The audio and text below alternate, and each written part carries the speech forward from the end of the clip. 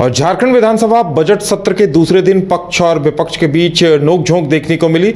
जो राज्यपाल का अभिभाषण था उस पर विपक्ष की तरफ से कई सवाल उठाए गए। हाथों में होर्डिंग्स लेकर छात्रों के भविष्य से खिलवाड़ बंद करो, पेपर लीक एक बड़ा मुद्दा बन गया है। और इसे लेकर देखिए तमाम विधायक जो बीजेपी के विधायक थे वो धरना प्रदर्शन करते नजर आए और हेमंत सरकार के कामकाज पर सवाल भी खड़े किए। दूसरे दिन जमकर कई मुद्दों पर दोनों पक्षों के बीच तकरार भी हुई है सदन के अंदर। वहीं सत्ता पक्ष का कहना था कि विपक्ष को अपनी बातें रखनी चाहिए, सवालों के जवाब मांगने चाहिए, विकास राशि को लेकर चर्चा करनी चाहिए कि यह बजट सत्र है। वहीं दूसरी तरफ विपक्ष का कहना है कि सरकार हर मामले पर लीपापोती कर रही है, झूठे वादे कर रही है। ये तमाम आरोप विपक्ष की तरफ से लगाए गए। ज्यादा जानकारी के लिए इस वक्त हमारे साथ हमारे संवाददाता मदन है। मदन, दूसरे दिन काफी हंगामेदार रहा, दोनों पक्षों में काफी नोकझोंक भी हुई, क्या कुछ कहा जा सकता है आने वाले दिनों को लेकर? बिल्कुल, देखिए आज बजट सत्र के दूसरे दिन सदन के बाहर बीजेपी के विधायकों ने हाथों में तख्तियां लेकर पेपर लीक का मामला उठाया और धरना प्रदर्शन दे करके सरकार से सीबीआई जांच की मांग की। वहीं सदन के भीतर भी इस मामले को उठाया, लेकिन आज जब प्रश्नकाल चला तब उस दौरान सीधे तौर पर बीजेपी के विधायक के द्वारा कई सवाल खड़े किए गए और उसके माध्यम से जब राज्य में बालू की बिक्री को लेकर के सवाल उठाया, खास करके नवीन जायसवाल जो बीजेपी के विधायक हैं उन्होंने सरकार से मांग की कि राज्य में जो बालू के घाटे हैं उनकी नीलामी क्यों नहीं हो रही है और 444 घाट अगर है तो सिर्फ 20 पर ही क्यों बालू के उठाव के आदेश दिए गए हैं। तो ऐसे में एक तरह से कहें तो पुलिस की मिलीभगत से बालू के अवैध बिक्री का मामला आज सदन में उठाया गया और ये कहा गया कि 44,000 रुपये प्रति हैवा जो है बालू बिक रहा है।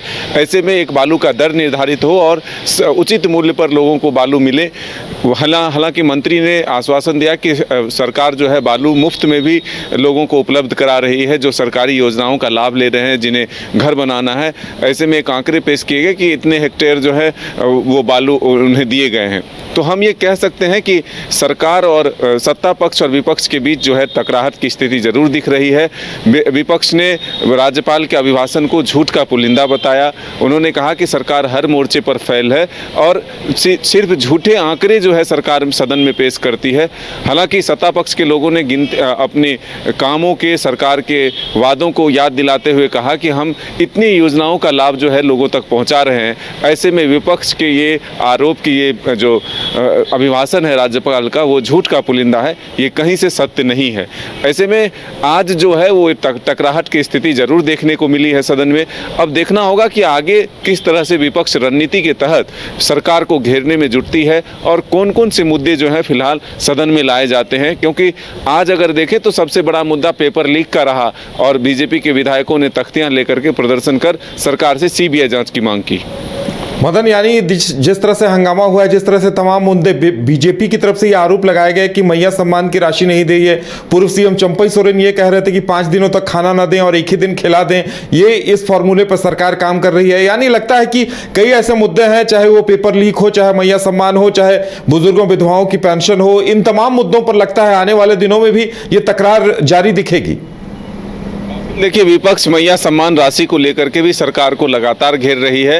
हालांकि सत्ता पक्ष की तरफ से ये कहा जा रहा है कि सरकार काम कर रही है, सही लाभुकों तक सरकार की योजना का लाभ पहुंचे, इस पर सरकार काम कर रही है। ऐसे में जल्द से जल्द 3 महीने के पैसे जो हैं एक साथ खाते में जा सकते हैं। हालांकि अब जो बीजेपी के विधायक हैं चंपई सोरेन, उन्होंने इसी पर सवाल उठाया कि जब आप भूख आज लगे और 5 दिन का खाना एक ही दिन खिला दें तो ऐसे में जीवन कैसे कटेगा।